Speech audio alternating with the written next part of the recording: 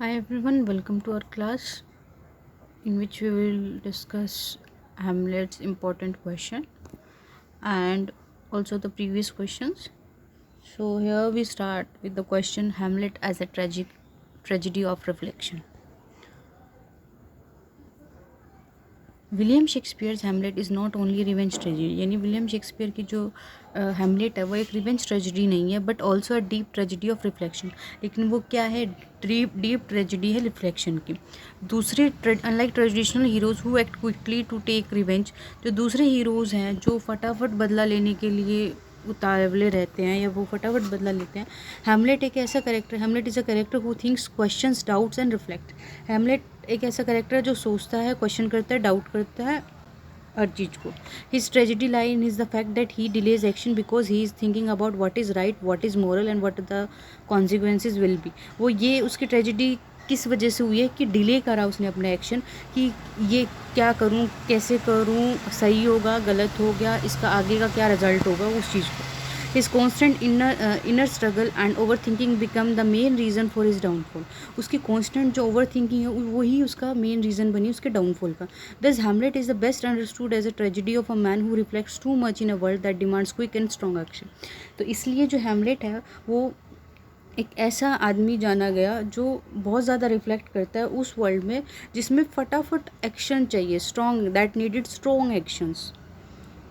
Next way, अब now we will, what is tragedy of reflection? Tragedy of reflection क्या है? A tragedy of reflection means a story where the main character feels not because of forces, external forces alone, but because of his own habit of too much thinking. एक external, एक reflection tragedy क्या है? एक ऐसी tragedy, एक ऐसी story जहाँ पे जो मेन कैरेक्टर है वो फेल वो फेल एक्सटर्नल फोर्सेस की बजाय ना होके वो खुद के एक्शन के डिले की वजह से फेल होता है। ठीक है। In Hamlet case he knows what he has to do, avenge his father's murder. Hamlet के केस में उसको पता था कि उसको क्या करना है, उसको अवेंज करना, अपने फादर की डेथ का बदला लेना है। But he spends most of the play thinking about how, when and even where he should do it. लेकिन उसने मोस्टली अपना टाइम कहाँ स्पेंड किया ये जानने में कि कब करना है, कैसे करना है, कहाँ करना है। His mind become a battle field of question. उसका दिमाग एक जंग का मैदान बन गया कि इस रिवेंज मोरल की, क्या मोरल रिवेंज जो है वो सही है, ghost is the ghost telling the truth, क्या गोस्ट जो है वो सच बोल रहा है, what will happen after death के बाद क्या होगा। These reflection make him delay action again and again, और इससे क्या हुआ, उसके एक्शन में अगेन डिले होता गया। अब आता है हैमलेट्स रिफ्लेक्टिव नेचर। ये हमारा पॉइंट है, पॉइंट नंबर 1, हैमलेट का रिफ्लेक्टिव नेचर कैसे। हैमलेट एक scholar, philosopher, is not a man of simple emotion और इम्पल्स। एक नॉर्मल इंसान की तरह उसे नॉर्मल गुस्सा या वैसे इम्पल्स एक्शन नहीं है। ही इज़ सेंसिटिव, वो एक सेंसिटिव है, थॉटफुल है। From the beginning we see his reflective mood, शुरू से हम उसका रिफ्लेक्टिव मूड देख रहे हैं। After his father's death, mother's quick remarriage to Claudius, is he is full of grief and confusion. जैसे ही उसकी मदर ने रीमैरिज करी क्लोडियस के साथ, वो फुल है, उसमें ग्रीफ यानी दुख है, कन्फ्यूजन है। He wonders about the meaning of life, वो सोचता है कि लाइफ की क्या मीनिंग है। Loyalty of people around him, उसके आसपास के लोग कितने उसके लिए लॉयल है। In his very first soliloquy इसने क्या कहा, o that this too solid flesh would melt, कि ये जो हमारा शरीर का सॉलिड फ्लैश है ये भी मेल्ट हो जाएगा, दो एंड रिजॉल्व इट इनटू ट्यू, और ये क्या है, जो ऑस की बूंदें हैं उनमें कन्वर्ट हो जाएगा। दिस लाइन शोज, ये इस लाइन से क्या पता लगता है, this line shows how deeply disturbed Hamlet, कि हैमलेट कितना डिस्टर्ब्ड है। इंस्टेड ऑफ प्लॉटिंग रिवेंज, वो रिवेंज को प्लॉट करने के बजाय he is reflecting on life and death, वो लाइफ और डेथ पे वो कर रिफ्लेक्ट, उसी के बीच में घूम रहा है। ही डज नॉट एक्ट रैशली, वो रैशली नहीं कर रहा, but instead goes deep into the thought, लेकिन वो थॉट के अंदर गहरा जा रहा है, विच become a repeated pattern through out the play, और ये पूरा एक रिपीटेड बार बार यही चीज़ रिपीट हो रही है पूरे प्ले में। फिर उसकी सोलिलोक्वी क्या है, टू बी और not to be, to be और नॉट टू, ये बहुत इंपॉर्टेंट सोलिलोक्वी है, छोटी सी है, याद भी हो जाएगी। One of the best example of Hamlet reflective nature is the famous soliloquy act 3 scene 1 का, टू बी और not to be, that is the question, ये क्वेश्चन है। Here Hamlet is not even thinking about revenge, यहाँ Hamlet revenge के बारे में भी नहीं सोच रहा, but about the existence itself, लेकिन उसके एग्जिस्टेंस के बारे में सोच रहा है। He is asking whether it is based to better to suffer the pains of life or end it by suicide, वो ये सोच रहा है कि क्या ज़िंदगी के दुख हमेशा के लिए झेलने पड़ेंगे या फिर एक बार सुसाइड करके चीज़ें ख़त्म हो जाएंगी। He reflects on death, the afterlife and fear that keep people from choosing death. और वो सब इन चीज़ों के बारे में सोचता रहता है कि क्या डेथ सही है या लाइफ को जीना सही है, ये सब। और इसकी ये एक कोटेशन है, काफ़ी बड़ी है, इच्छा हो तो देख लेना, वरना और छोटी याद कर लेंगे। But that's the dread of something after death, the undiscovered country from whose bourn no traveller returns puzzles the will and make us rather bear those ills we have than fly to others that we not know of. ये this shows how Hamlet tragedy lie in his thought, कैसे उसकी दिमाग में उसकी tragedy lie करती है, not just in his action, सिर्फ उसके एक्शन में ही नहीं बट उसके दिमाग में भी, उसके थॉट्स में भी लाई करती है ये चीज़। He does not act because his mind is full of question that have no easy answer. वो इसलिए एक्ट नहीं कर रहा क्योंकि उसके दिमाग में बहुत सारे डाउट्स हैं। ठीक है, तो हमने पहला क्या पढ़ा था, पहला पॉइंट ये Hamlet reflective nature. Second point है हमारे पास डिलेज एंड मिस्ड अपॉर्चुनिटीज़, कि उसने कहाँ कहाँ डिले किया और कैसे अपॉर्चुनिटी मिस हुई। Because Hamlet reflect too much, क्योंकि हेमलेट जब बहुत ज़्यादा रिफ्लेक्ट करता है, he miss several chances to kill Claudius, उसने क्लोडियस को किल करने के लिए बहुत से चांसेस जो है वो कर दिए। For example when he sees Claudius praying alone, जब उसने क्लोडियस को अकेले प्रे करते देखा, he decide not to kill him, उसने क्या सोचा कि इसको अभी नहीं मारता, because he believes that Claudius soul might go to heaven if he is killed while praying. Hamlet says, अभी भी वो उसी चीज़ पे सोच ही रहा है कि अगर वो उसको मार देगा तो उसकी जो सॉल है वो हेवन में चली जाएगी। Now might I do it pat, now he is praying now and now I will do it and so he goes to heaven, कि अगर अब मैं ये काम कर दूंगा तो वो हेवन चला जाएगा। Again Hamlet chooses through thought over action, उसने फिर से थॉट को चुना एक्शंस के ऊपर। ही वांट्स परफेक्ट रिवेंज, वो परफेक्ट रिवेंज चाहता था, but this leads to further delay, लेकिन इससे क्या हुआ, बहुत ज़्यादा डिले हो गया। And more tragedy, his over thinking becomes his greatest weakness, और उसकी जो ये इसकी ग्रेटेस्ट वीकनेस बन गई। सेकेंड पॉइंट हमारा कवर हो गया यहाँ पे, जो था delayed and missed opportunity. Third आता है हमारा contrast with characters.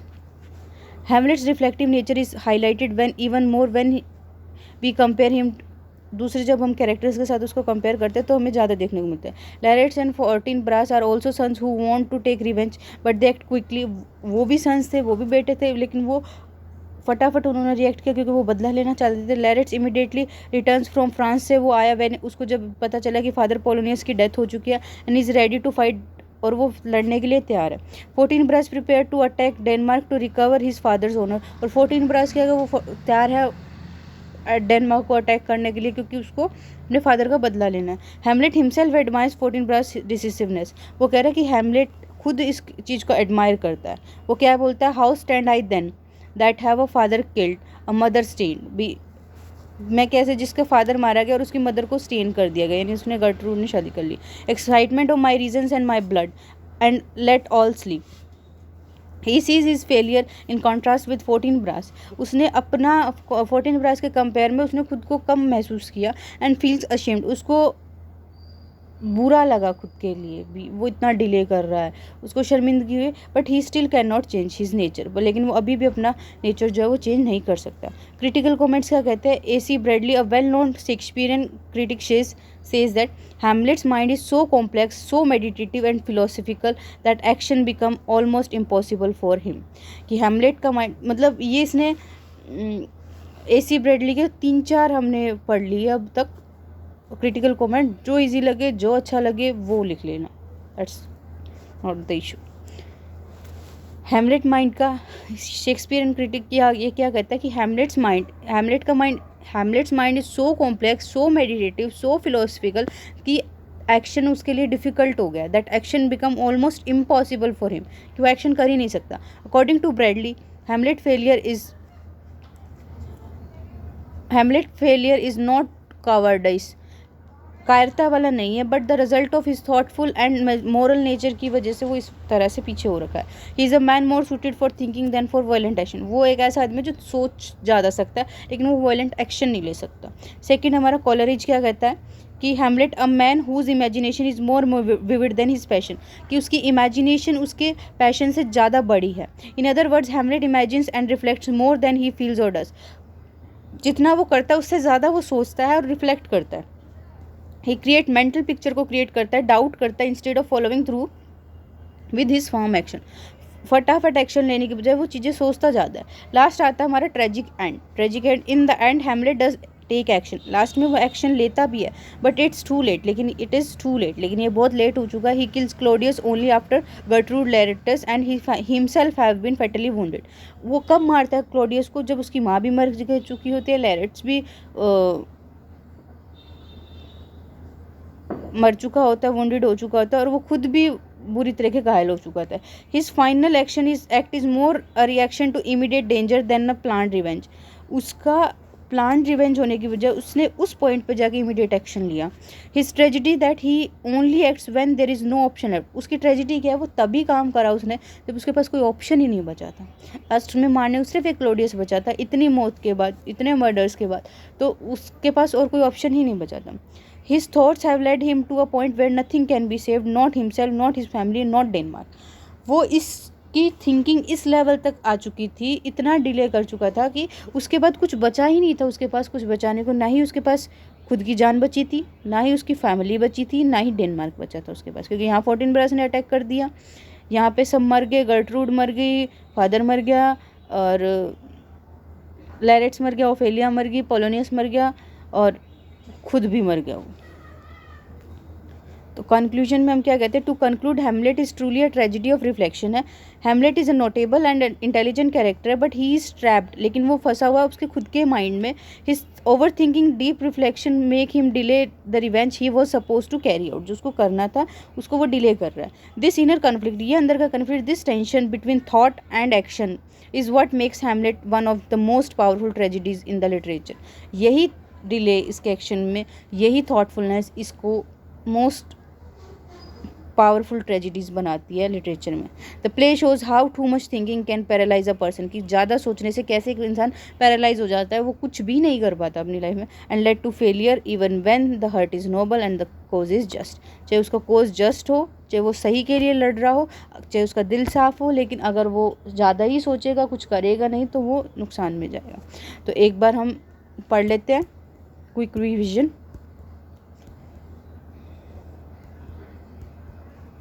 Tragedy of reflection है, और not only a revenge tragedy but tragedy of reflection.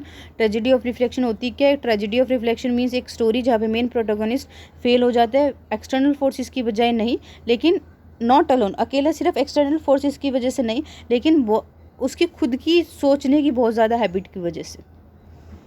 इसका फर्स्ट पॉइंट क्या है? हैमलेट का रिफ्लेक्टिव नेचर।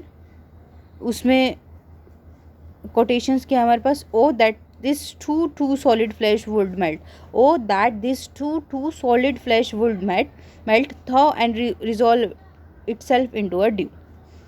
नेक्स्ट है हमारे पास टू बी और नॉट टू बी, जो सोलिलोकी इंपॉर्टेंट है, दैट इज़ द क्वेश्चन, ये इम्पोर्टेंट है। फिर सेकंड आता है हमारे पास डिले एंड मिस्ड अपॉर्चुनिटीज़। कहाँ का उसने क्लोडियस को मार सकता था लेकिन डिले कर दिया। थर्ड आता है कॉन्ट्रास्ट विद अदर कैरेक्टर, दूसरे कैरेक्टर से वो कैसे अलग है। लैरेट्स है, 14 ब्रास है, उन्होंने कैसे रिएक्ट किया और उसने कैसे रिएक्ट किया। क्रिटिकल कमेंट्स में एसी ब्रेडली क्या कहता है कि Hamlet's mind is so complex, so meditative and so philosophical that action becomes almost impossible for him, कि एक्शन तो वो कर ही नहीं सकता। कॉलरिज क्या कहते हैं? Hamlet a man whose imagination is more vivid than his passion, कि उसकी इमेजिनेशन उसके पैशन से ज़्यादा विविड है। लास्ट में आता है हमारे पास ट्रेजिक एंड। ट्रेजिक एंड में लास्ट में वो तभी एक्शन लेता है जब उसके पास नो ऑप्शन लेफ्ट, कोई ऑप्शन बचता ही नहीं है, तभी वो एक्शन लेता है। उसके बाद आता है कंक्लूजन, और ये हमारा क्वेश्चन यही फिनिश होता है। Thank you.